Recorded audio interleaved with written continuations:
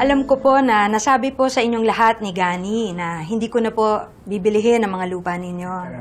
Pero po, kung sa tingin ninyo na makakatulong po sa inyo at sa inyong mga pamilya na ibenta ang mga lupa ninyo, we promise na hindi po namin kayo pababayaan.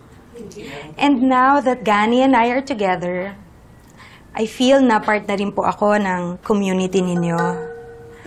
That's why my daughter and I will be helping para po ma-improve ang turismo dito po sa lugar ninyo at para din po maging masigla ulit ang livelihood ninyo. Huwag ka na may biyerna, Beshi.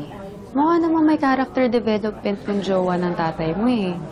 Tsaka mukhang maganda yung plano niya para sa ating mga dumagat. Makikinabang tayo. Ayaw mo ba naman? Eh, awit kasi itong si Papa. Aba, sabi niya, kahit kami lang dalawang magkasama, okay na. Tapos nag-promise pa kami sa isa't isa. Walang magla-love life. Tapos ngayon, tingnan mo, ang rupok-rupok. Biglang na-fall. Oo naman, Besh. Ano ka ba? Bata pa yung tatay mo eh. Malay mo, nalulungkot lang siya. Gusto niya ng companion, ganun. Bakla, gets ko naman eh. Gets ko na gusto niya lang maging masaya.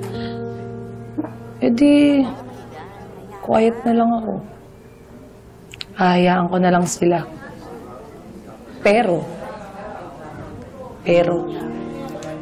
wag mag-e-expect yung babae na yung narika na yan. Matatanggap ko siya. Lalong-lalo na yung anak niyang maldita. Hindi ako maniniwala sa kanila hanggat hindi nila mapapatunayan kung sincere ba talaga sila kay tatay. Wag ako.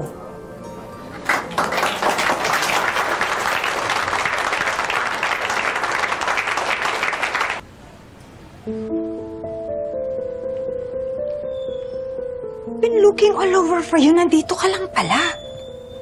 And how many times do I need to tell you na itigil mo na yung pag-vape mo? Sorry, Mom. Na-bored lang kasi talaga ako dun sa mga pambubola mo dun sa mga uto-uto na members ng community. Why are you stalking your half-sisters with your dad? Paaksay ka lang ng oras dyan eh. Mom, I'm not stalking them. Naman lang sa feed ko.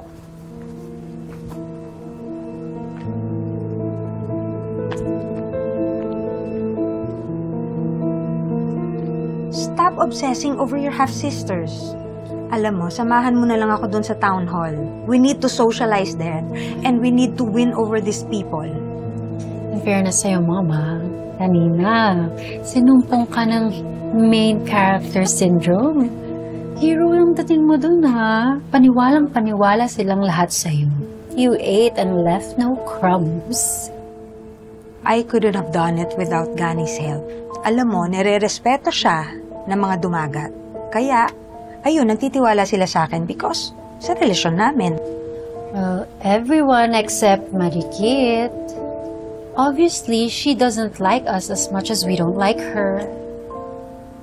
Hindi ko na siya pinoproblema. Si Gani na ang bahala sa kanya. Why do you need to hook up with Mang Gani? Kasi, nagmamatigas siya at ayaw niya ibenta yung lupa niya. So, ayun, kailangan ko mag-pretend na gusto ko siya para eventually, mauto ko siya at ibenta niya yung lupa niya. Grabe ka talaga, Mom. Gagawin mo ang lahat para lang dyan sa ambisyon mo. Of course! Kailangan kong gawin ng lahat para matuloy ang resort project and for us to be filthy rich. So kung ikaw gusto mo na matuloy ang dream mo na maging it girl at makipagsabayan dyan sa mga sosyalera mong half-sisters, just play along and keep your mouth shut. At walang dapat na ibang tao na makaalam nito. Walang dapat makalam ng ano.